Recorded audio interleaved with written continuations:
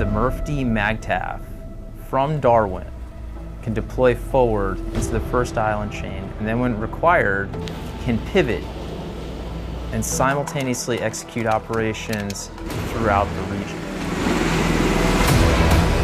Go right. 5. We started the Surge series when we got the task to execute urgent life-saving support and foreign disaster relief. And that transition from doing crisis response with urgent life-saving right into contingency response would demonstrate the speed at which this MAGTF can work. So during Exercise Aelon, the ACE supported para-op, specifically military freefall with the Australian Defence Forces. We conducted a simulated airfield seizure with the armed forces of the Philippines. The most important achievement of Exelon, hands down, is the execution of operations with our key allies and partners. We are in a supporting role to the Australians and the Philippines.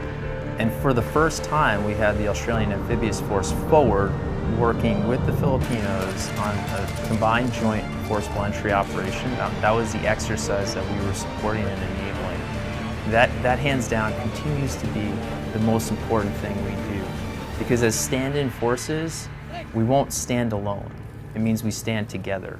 And the more we practice that, and the more that we exercise it, and we exercise it under the harshest conditions, that's what's going to get us ready for when we're needed the most.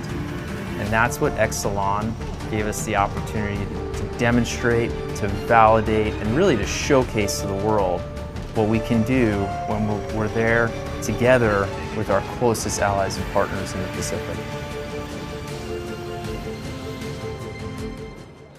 The transition from Exelon to Supergrid Shield demonstrates a multitude of things, but most importantly, the operational reach of our stand-in forces.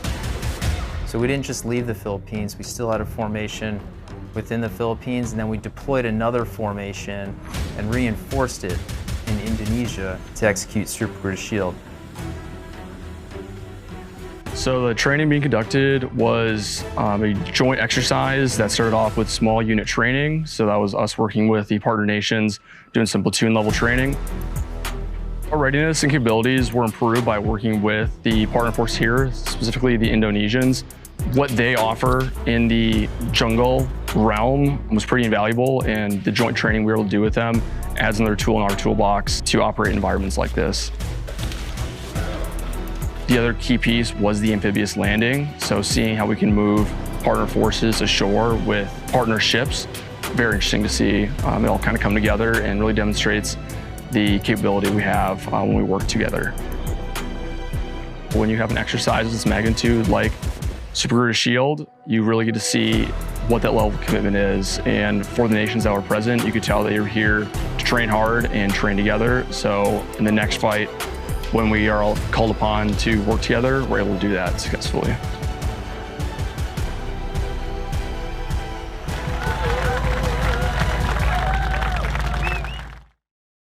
What we continue to achieve, it's absolutely remarkable. We went from Darwin to the Philippines, transitioned from crisis to contingency, and then expanded operational reach out to Supergrid Shield. And then while that was all tying up, we then embarked GCE and ACE elements onto the USS Miguel Keith. Well, it's a historic first for the MRF-D MAGTF. And what it does is demonstrate the operational reach and depth that stand-in forces have through any means available.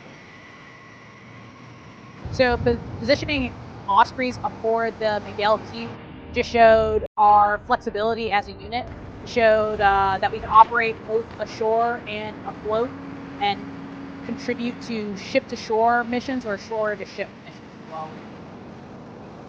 The Miguel Keith as an expeditionary staging base provides exceptional capability that when combined with components of the MAGTF truly sends a message to our adversaries that throughout the expanse of the Pacific, there is no place that Marines cannot go and will not go. We're demonstrating something new. It's different, and our adversaries must take notice. We will use all aspects available to us from the Joint and Combined Force to move Marines throughout the full expanse of the Pacific to ensure that when the time comes, we are in position.